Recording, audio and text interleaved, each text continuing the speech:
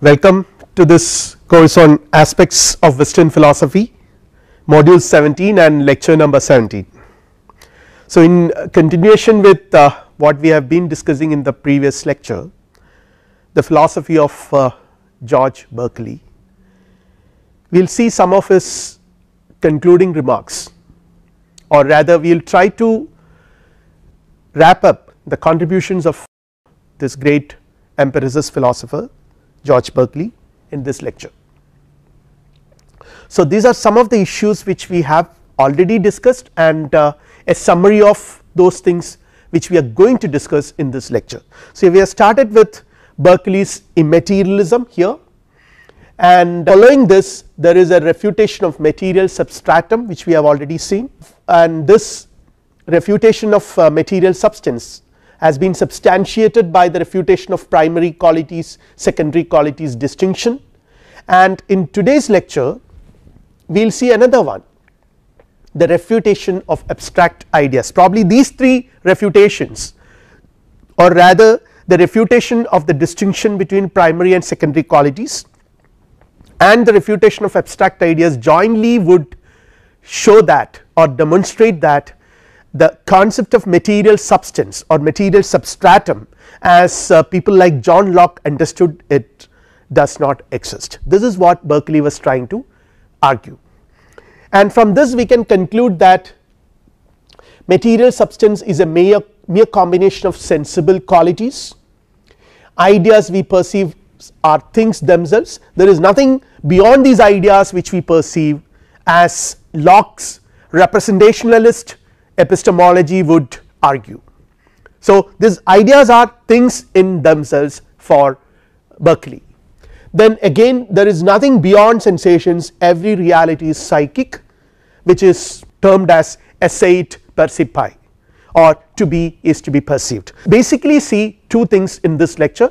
The first one we will begin with this refutation of abstract ideas, which is again a very important aspect of Berkeley's philosophy, and we will see how from this or the various refutations he has already demonstrated. In the previous lecture also we have discussed it, how from this George Berkeley derives his conception of, or rather what is known as subjective idealism, which can be summarized in this Latin expression esseit percipi. So, let us see what are these abstract ideas. They are abstract general ideas which Berkeley was trying to refute. It is the doctrine that the mind can frame abstract ideas, the mind is capable of framing such abstract ideas. Here it explains how general terms obtain meaning. See, for example, a general term like man, how does this term obtain its meaning? See, normally when I say a chair in front of me, so when I see the chair in front of me, or when I see this computer in front of me, this laptop computer in front of me, I have certain it creates, or certain ideas come to my mind, or rather in Berkeley's language, this laptop computer which I believe exists in front of me is nothing but certain ideas I get in my mind. So, I am really not sure whether there really exists a laptop computer in this world. I can only say that there is an idea of laptop computer in my mind in front of me, something which exists here at this moment, but this is a laptop computer which is made by a particular company with a particular shape, with a particular color, with certain other specifications which is there placed in front of me. I can see it and all of you can see this, but now when I say laptop computer, it is a general idea. So, Locke says that there is something called laptop computer which is actually not this particular specific laptop computer which is placed in front of me, but something which actually is a universal, a kind of general idea, kind of abstraction from all the laptop computers which are there in this world. So, it would rather contain, or it would rather represent all the essential features of those individual laptop computers, but would not be a definite one, a particular, but a universal, an abstract general idea. Now, the problem here is that Locke says, see, when I say a laptop computer in front of me, immediately I get an idea about it. So there is an idea formed in the mind and I refer to this idea when I say there is a laptop computer in front of me. But similarly, when you talk about laptop computer in general, whether there is an idea created in my mind corresponding to this term laptop computer in general, whether there is a general abstract idea in my mind. Locke says yes, there is, and Berkeley says no, there is not. That is the major distinction, because Berkeley says that if you accept that there is a corresponding idea to this word, general abstract word idea of laptop computer, if there is an idea in my mind, then that would ultimately point to the possibility of postulating a substratum which is also abstract general idea, the material substratum. So that is the danger hidden in this conception according to Berkeley. So he wants to deny it, he wants to refute it. So he says the source of all philosophical perplexity and illusion, this concept of abstract idea is the fundamental source of all philosophical perplexities and illusions which John Locke and many others have encountered, the cause for holding the view that external objects have real existence distinct from being perceived. So this is the theory, this is the kind of conclusion Berkeley is trying to drive us to. What is it? That material, the so called material objects, the so called external objects do not have an independent existence, they do not exist independent of me or some mind perceiving it. For according to Berkeley, every object to exist means to be perceived by a mind, to be is to be perceived, esse percipi. So this is something which he tries to drive us, this conclusion. Its refutation is the next step in refuting the theory of material substratum. Precisely that is why in Berkeley's scheme of things this refutation of abstract ideas occupy a very important place. Now again Berkeley says that this theory of abstract idea is one of Locke's most harmful mistakes, because it ultimately led to the postulation of a material substratum which according to Berkeley would lead us to immaterialism and atheism, which is according to him extremely dangerous conclusions. Now the ultimate source of skepticism in philosophy, because when Locke talked about material substratum, I have already discussed it in my previous lecture, when Locke talked about it he said I know not what.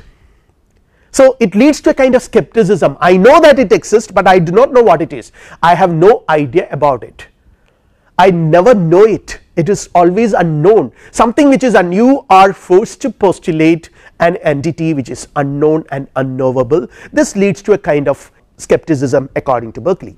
And again Berkeley's major works, Principles of Human Knowledge, ventures to refute the belief that general terms signify abstract ideas. So you have a general term laptop computer or man or triangle or camera, all these are general terms, but when I say camera, of course something comes to my mind, I know what it is, but when I say camera there is always a particular camera that comes to my mind.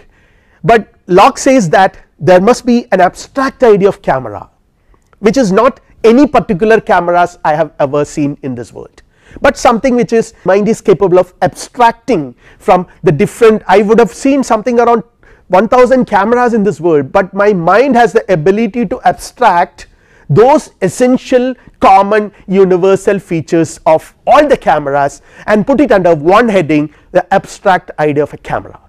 This is what something which Locke has done when he thought about material substratum. So Berkeley says that this is impossible.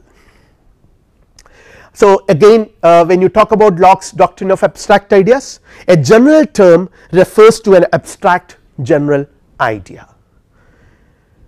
The general term man contains all and only those properties that are common to all human beings. See, for example, when the general term man does not include whether this man is black or white or yellow, whether this man is tall or short or stout or lean, it does not include, it does not say anything about it, just say man.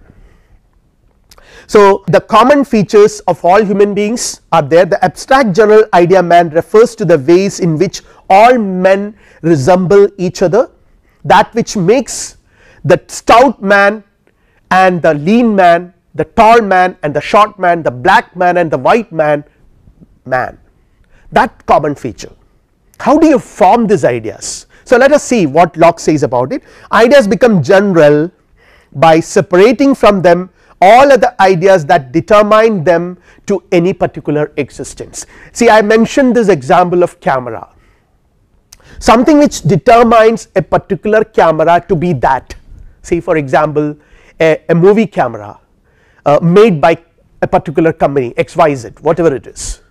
So when you talk about these specifications, movie camera, black in color, made by XYZ company, you are particularizing it, you are determining it.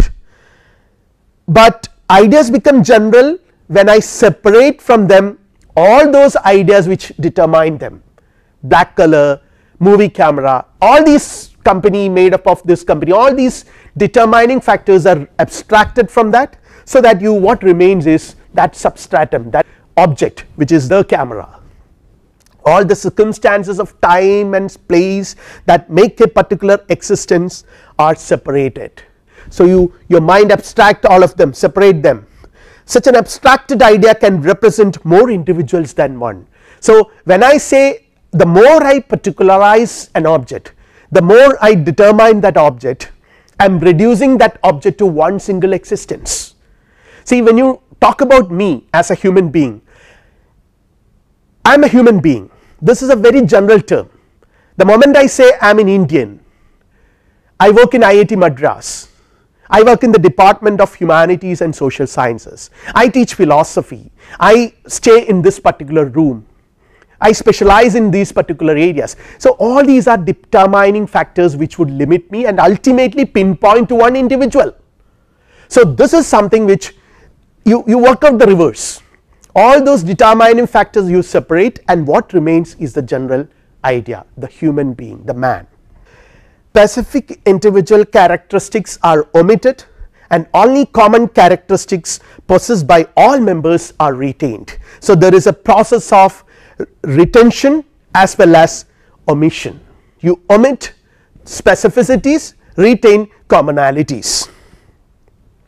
Abstracting is a process of leaving out various elements in an idea so that it appeals to more than one individual or class. So this is what generally about abstract ideas.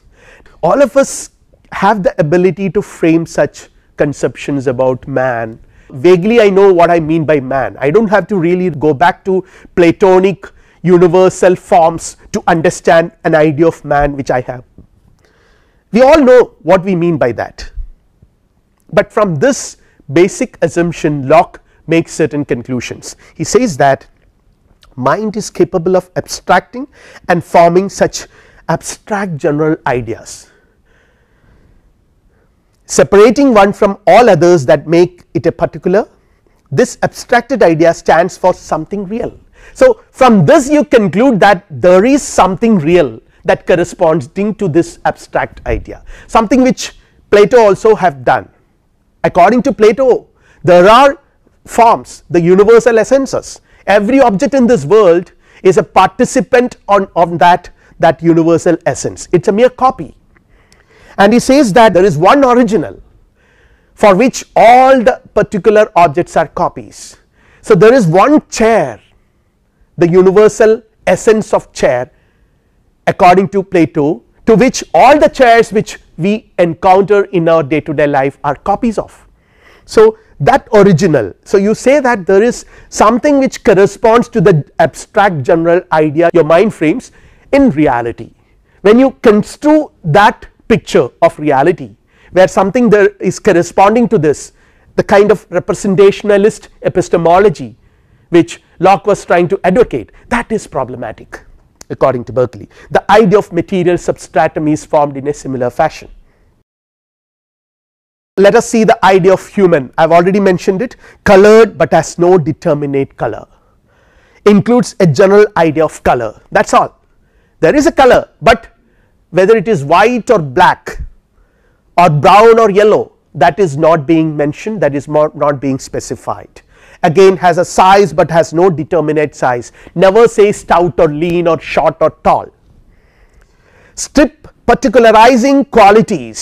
So, you have to separate all those particularizing qualities from an idea of a particular, creating a new intrinsically general abstract idea. So, this is a form, and here let us read the section from Berkeley's Principles of Human Knowledge from its introduction, where he actually introduces this whole idea of refuting abstract ideas. I read, "It is agreed on all hands that the qualities or modes of things do never really exist, each of them apart by itself and separated from all others, but are mixed as it were and blended together, several in the same object. But we are told the mind, being able to consider each quality singly or abstracted from those other qualities with which it is united, does by the means frame to itself abstract ideas. Not that it is possible for color or motion to exist without extension, but only that the mind can frame to itself by abstraction the idea of color exclusive of extension, and of motion exclusive of both color and extension." So, this is precisely the problem, and Berkeley's refutation goes in this way: "The idea of man that I frame to myself must be either of a white or a black or a twanny, a straight or a crooked, a tall or a low or a middle sized man. Whatever image I have about man in my mind is a particular kind of an image. It must be either a white or black or brown or yellow, some color will be, some specific color will be there, and similarly other qualities as well. I cannot frame an image of man which both omits and includes all the particular characteristics of real individual men." And again, our experience is always of concrete particulars. I never experience a general abstract idea of man. I always experience man, individual men, individual human beings, particulars, concrete human beings. When I contemplate the idea of man, the image that comes to mind is that of some determinate shape, color and other qualities. So, you cannot really separate them, they are blended, they are mixed, they cannot be separated from each other. We cannot frame the idea of motion distinct from the body moving, and which is neither swift nor slow. So, this is something which again motion is, according to Locke, primary quality, which Locke said is something which is there in the object. Berkeley says that we cannot frame the idea of motion distinct from the body moving, and again we use one name or sign for all particular ideas of the same sort. That is something which is agreed. We use one name. See, for example, we encounter several human beings, and when we talk about them, we will say that there are 100 men or 100 women or 200 human beings. So, that is quite common, that is quite natural, we use such words in our day to day life. Since we use one name, we come to believe that there is one general or abstract idea corresponding to it. There lies the mistake. Actually, it is very interesting, like it is very similar to this kind of an argument you would find in 20th century philosophy of language as well, or the only difference is that there is no reference to images which the mind forms, but there the reference or there the focus is exclusively on language. Anyway, that is something which we will discuss when we discuss the contributions of 20th century philosophies, particularly the philosophers of language. Now, let us go back to Berkeley. He was basically arguing that since we use one name man, we come to believe that there is one general or abstract idea corresponding to that. That is problem. In reality, it is just a name. Chair, in reality it is just a name, it can be fit to thousands of chairs, you cannot particularize it, but the tendency of the mind is to believe that since there is one word chair, there must be something which corresponding to that particular chair, which is neither this nor that, but a universal chair or whatever abstract chair. Such supposed abstract ideas are not needful for the communication nor for the enlargement of our knowledge, they are superfluous according to Berkeley. Now again, abstract idea of material substance, the idea of a world without a mind. This is the problem. Actually the central issue according to Berkeley is this: the abstract idea of material substance, the idea of a world without the mind, a world of objects or objects in the world which can exist independent of human beings or human minds perceiving them. So this independent existence of objects actually is derived from a conception of materialistic existence, or objects in this world exist independent of mind. There is what Locke would say a material substratum, an autonomous domain of matter independent of the domain of mind.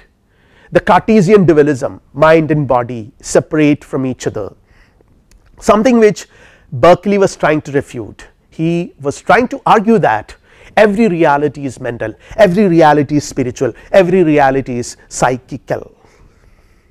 The idea of a real world of matter, the autonomous real world of matter ruled by its own laws, which will lead to atheism because it ultimately takes us to a materialistic conception of the world, and again separating the sensible objects from their being perceived,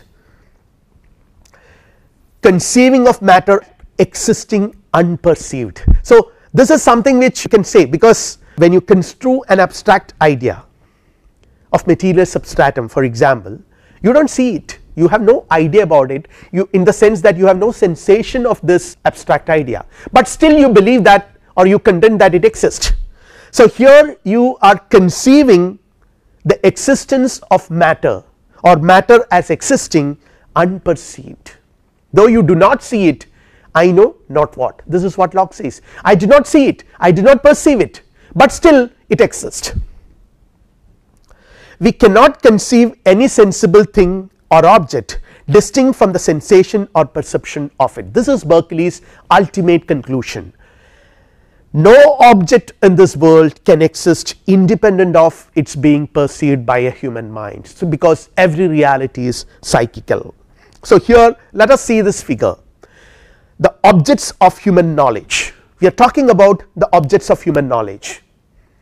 How do we, what do we mean by these objects of human knowledge? Number one, actually imprinted on the senses, something which the senses get, the sensations, what we can call, roughly we can call them as sensations.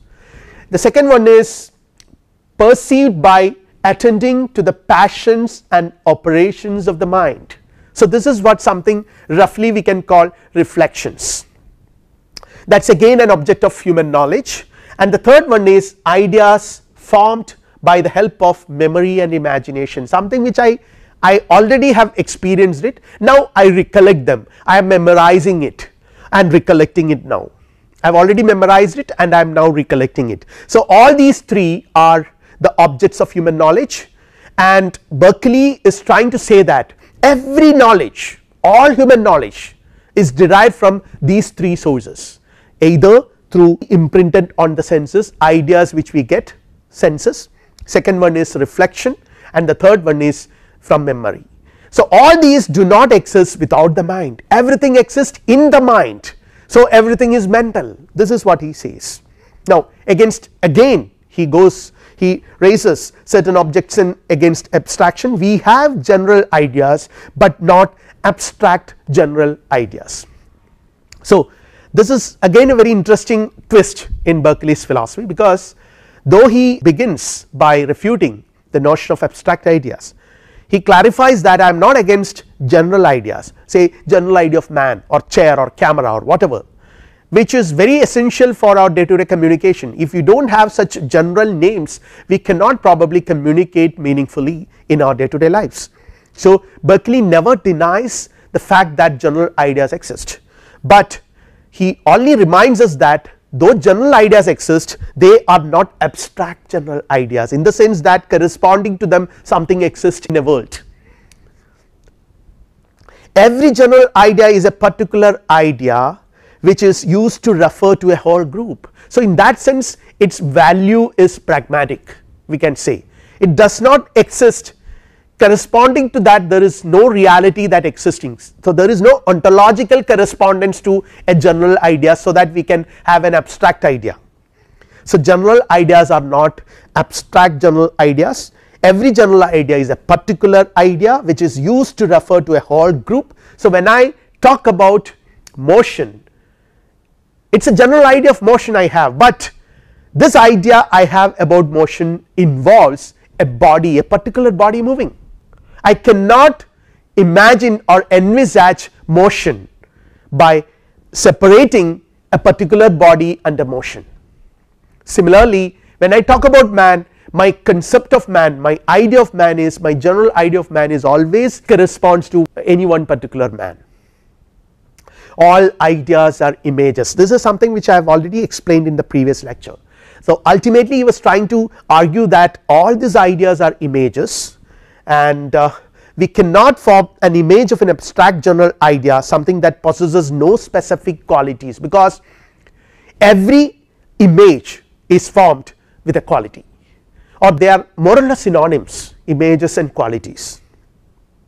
Whatever image we can form will be about a particular which we can perceive. So there is no image which we cannot perceive, so that there is something which we cannot know existing in the real world, and again our perceiving them is the basis of forming such an idea. So this is again further, this refutation of abstract ideas by Berkeley leads to the refutation of the idea of a support for sensible qualities, which Locke talks about, and again refutation of material substratum, which is again a Lockean idea, which is very important, as I have already pointed out, for Berkeley's philosophical program. This is very important step, because he thought that with this he can refute atheism, and again assertion that everything exists by virtue of being perceived by the mind. So that is the next theory, next concept which we are going to discuss, the psychic nature of all reality, which can be expressed in the Latin expression eside percipi. So Berkeley and the external worlds. So let us see this, what does Berkeley say about the external world. On the one hand, he has told us that, or he has affirmed that all our objects of knowledge come from three sources: the ideas imprinted on the senses, reflections, and then the ideas which are memorized by the mind. Now what about this external world, the chairs and tables and computers and trees and mountains and the buildings, roads, everything comprising of all these things, what about these world? So Berkeley does not deny the existence of ordinary objects such as trees, apples and all that, what we have already discussed. There is no material world, but there is a physical world of ordinary objects. So there is a distinction between these two words. When you talk about material world, philosophically what you mean by this world, material world, is you construe a world of matter independent of something which the mind which perceives it. So when I talk about a material world of comprising of these chairs and tables and camera and computer, what I really mean is that these objects, the camera, the chairs, the tables and the computer and other objects in this world exist independent of me or any one of us perceiving it. So they are always there, I just go and open my eyes and see them. So my being seeing them is an accidental factor, or it has nothing to do with the existence of these objects. It is a very realistic picture which Berkeley is trying to counter. According to him, the chairs and tables and the computers and the objects in this world, the physical world of objects exist, he never denies it, but the only problem according to Berkeley is if you say that they exist independent of minds actually perceiving them. They are mind independent nature. The moment you separate them, or the moment you make them mind independent, you are assigning to them a kind of ontological status which actually you cannot assign to them. As an empiricist, you cannot say that there is an independent autonomous domain of material objects, because what you have access to are ideas, and ideas and images and qualities never suggest an independent autonomous material world. So, there are physical objects, there are a world of ordinary objects. The physical world is mind dependent. I see them, the chair is a chair for me, I see it, I perceive it. It is composed of ideas whose existence consists in being perceived, and all the qualities of objects are dependent upon the senses. So, my perception tells me about the world. Objects do not exist independent of the mind. The mind dependency of ideas is underlined by Berkeley. Thoughts, passions, pictures of the imagination, they do not exist without the mind. All of us know that our thoughts, our passions, our pictures of imagination, they are all mind dependent, and he says sensations too exist in the mind. I have a sensation of a chair. What is this after all? What is this camera? What is this computer? What is this chair? What is this objects which I see around me? Nothing but my sensations, and since they are my sensations, they exist as sensations in my mind. So, they are mind dependent in that way. They are like passions, they are like my thoughts and passions and pictures of imagination. Their existence consists in being perceived or known by the mind. The pen I use to write, the mic I use to speak, the computer I use to work means I can see and feel it. So long as I can see and feel my computer, it exists. So, it exists as an object which I can see and feel, I can use or whatever. So, when you, the moment you say that it exists independent of any one of us using it, that creates a problem. So, this is esseit percipe, to be is to be perceived. The chairs and camera in this room exist because I see them and feel them. My mind has an image of them, my mind sense it, the sensations are imprinted on my mind, so they exist. Now, the question is, what happens to them if I go out of this room and cease to perceive them? Just go out of this room, what happened to this camera and the chairs? Do they cease to exist? Berkeley replies, they still exist because if I were in this room I might perceive them, or someone else can perceive, someone else who is there in this room can perceive. It is unintelligible to say that things exist when no mind perceives them. So, this is Berkeley's conclusion. To exist is to be perceived, to be in the mind. So, existence of an object is identified or is identical with what? Perception of that object by a mind. So, every object, every reality is mind dependent. The being of a thing can be equated with its being perceived by a mind, and here you can have a picture which would summarize this position. Knowledge of reality is through ideas on the one hand, and something which knows or perceives these ideas, which is called soul or the mind. I will come to that slightly later. And when you talk about the ideas are passive. Existence consists only in being perceived. All ideas are passive, they cannot create anything in us, they are passive, they are things in themselves. Since they are passive, they cannot generate anything new. Then when you talk about something which knows or perceives ideas, which is the mind, which is the soul, they are active. Minds are active, human minds are active. Existence consists in perceiving ideas and thinking. So now from this we can say that Berkeley is trying to establish the existence of human mind. So that is another problem which Berkeley encounters in his philosophy. Later on David Hume comes up with devastating criticism against Berkeley on this aspect, because the same logic he would have applied in the case of mental substance as well. This is what Humeans would argue. The logic which, on the basis of which the existence of material substance was refuted, Berkeley should have applied the same logic for refuting the existence of mental substance as well. But what Berkeley says is that all these presupposes a mental substance, something which knows or perceives ideas. It cannot be itself an idea, because it is of ideas. Willing, imagining, remembering about ideas, for all these activities you need a substance, a spiritual substance, active substance which supports or perceives ideas should itself cannot be an idea, as ideas are passive. So interestingly here Berkeley introduces the notion of support which he refutes in Locke's philosophy, but of course there it is material support, here it is spiritual or psychic. The active mind, soul or spirit he talks about, its existence consists in perceiving ideas and thinking.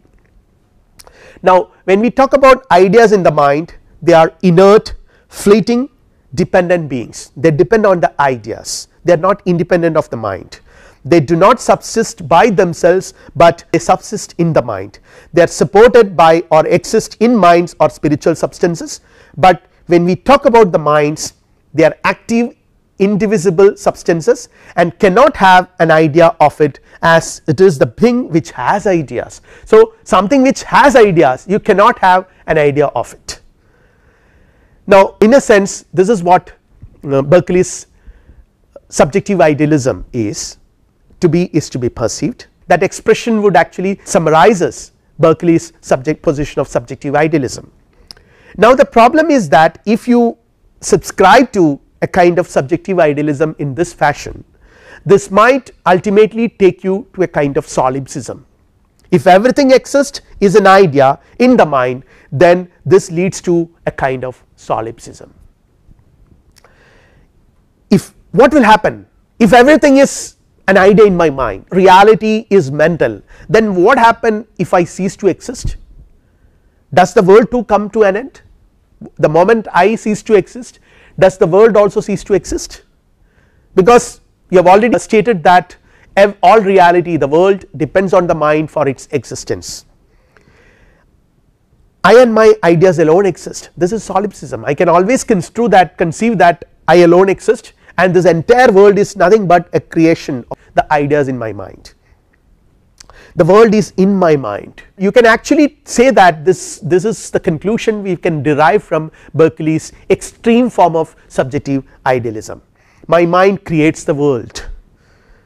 So now Berkeley responds to this kind of a criticism by arguing that by introducing the concept of God he resolves this solipsism. So it is quite interesting, all these philosophers when they encounter a crisis, a conceptual crisis, goes back, brings the notion of God and resolves all the problem. This is what Descartes also has done. So here Berkeley also does the same thing, he introduces God, thinks of their existence to a mind. Berkeley says, I have already stated that to be is to be perceived does not mean that every object in this world depend for their existence on my mind. I said a mind. So even if all the finite minds in this world cease to exist because they are finite, my mind is finite. Similarly the minds of all the human beings in this world are finite, even if all these minds of finite individual beings in this world cease to exist, the world still may exist because the world is still being perceived by God, the infinite mind, the eternal mind is always there which perceives it. So the world exists in the mind of God. When all finite minds cease to exist, the world still exists in the eternal mind, the mind of God. If I do not perceive them, then some other mind should perceive them. If there is no one to perceive them, then there is the eternal mind which perceives everything at once. Now what is God? Suddenly you see that God is being introduced and all the problems are resolved. And what is this God? There must be some cause for the sensations or ideas in my mind. So here again you can see that this some of the arguments which Berkeley initiates to prove his point resembles the traditional proofs for the existence of God. Here again he says that there must be some cause of the sensations or ideas in my mind. This cause must be an incorporeal active substance or a spirit, not a material substance which is a non-entity, the objective cause of our ideas. See, for example, I can imagine something in my mind and create a world for myself, but many things in the same, as far as my sensations are concerned, when I open my eyes now, what I see in front of me is not under my control. I see a camera, I see tables, I see chairs, I see a television, I see many human beings. So these are not my creations, these are not my perception of these objects are not under my control. They are in a sense imprinted on me, on my mind, without my knowledge, without my wish. Who does it? And there is a kind of regularity, it is not that they are jumbled, there is a regularity, there is an order. So there is an orderly sort of arrangement of ideas which I come across, and who is responsible for that? Berkeley says God. The objective cause of our ideas, the objectivity, order, significance and necessity of our ideas suggest an active intelligent substance as their cause. The ideas imprinted on my senses are not creatures of my will. The supreme will or spirit that produces them determines the order of our ideas shall follow when you have sensations. So one after another, there is a particular order, and this order is not my creation, it is determined by the supreme will or spirit, which is nothing but God. The steadiness, order and coherence testify the wisdom and benevolence of its author, who is God. So again you can see the reminiscence of that argument from design introduced by traditional philosophers, particularly the scholastic thinkers. The connection between ideas we call laws of nature are instituted by God. So this so called laws of nature, uniformity of nature, unity of nature, including probably the gravitation principle discovered by Newton, all these are nothing but instituted by God. The order in the universe is established by God, and he arouses in us certain ideas in a certain order, one after another. He has connected with the idea of food the idea of nourishment. If I am hungry, then I eat something, then there is some sort of a satisfaction. So there is an order, hunger which is being satisfied by food, and then now I get the kind of relief from hunger. So all these are interconnected. So what Berkeley says is that this connection is actually instituted by God. It is not that food causes nourishment, but the idea of food, the idea of nourishment, these two ideas are put together by God, so that there is a connection between them. Again with the idea of sleep, the idea of refreshment, these two ideas, one does not cause the other, because ideas are inert and passive. Inert and passive ideas cannot create something else. So the idea of sleep and the idea of refreshment, these are connected with one another, one follows another, not because one is a cause of another, but because God related one with another in the same way. With the visual sensation of fire, the bodily sensation of warmth, these two again are ideas. They are not connected with each other in terms of some causal principle, but their arrangement, they are arranged in such a way by God that one follows the other, something like the pre-established harmony of Leibniz, which we have discussed. Noticing this connection between our ideas, we believe that the ideas cause each other, which is not the case. And here one might raise a question, can we say that the spirit heats instead of fire, because sensation of fire cannot be the cause of the sensation of warmth. Berkeley has already told us that it is God who initiated, or God who has instituted these connections. So can you say that it is spirit who eats instead of fire? When we have pain, can we say that I have an idea of pain? There is an interesting story where there is a stone, and someone asks Berkeley, what is it, and Berkeley replies, it is a stone. Instead of it is a stone, Berkeley says there is an idea of stone. Now eventually what happened was, Berkeley went and hit his toe on the stone and he said, oh, there is a pain. So what is it? Then his then people asked him, what do you mean by this, oh, this feeling, what do you feel now? He said, an idea of pain.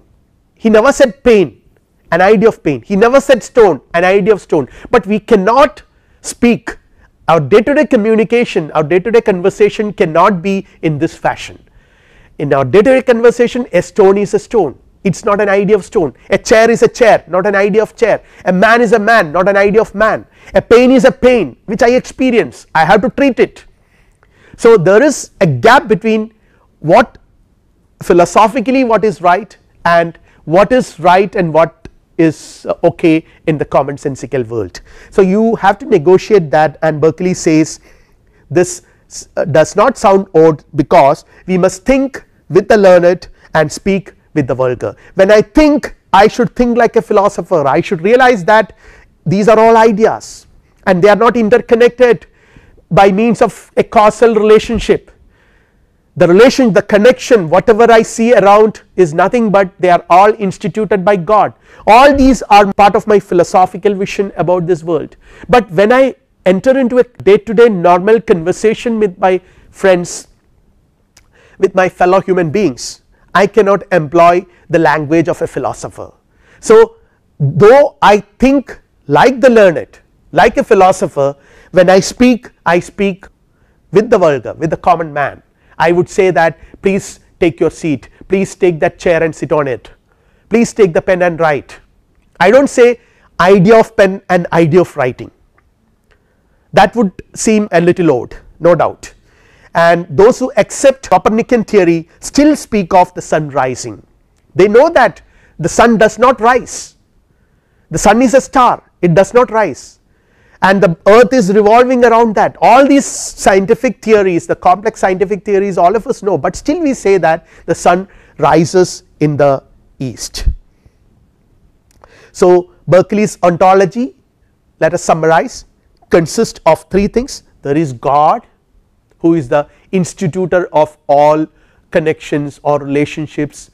That interconnections between ideas we perceive is due to God's order. Then you have the ideas and the spirit. In the mind of the spirit has ideas, and these ideas are aroused in the mind, aroused in the spirit by God. And Berkeley's conclusions are ideas imprinted on the senses really exist, but do not exist independent of the mind. Things perceived by senses are not generated from within by the mind itself, but imprinted by a spirit who is God, and all order and regularity in the world owe to God. So let us summarize our discussion on this. The most important aspects to be remembered are: number 1, refutation of material substratum, there is no material substratum.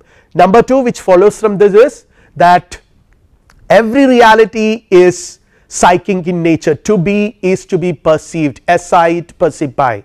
Everything that exists is nothing but an idea, an image, and all the connections which we see around in this world, all the order and regularity in this world are due to God instituting them. So with this we will wind up this discussion on the philosophy of George Berkeley. The next lecture will be on the contributions of David Hume. Thank you.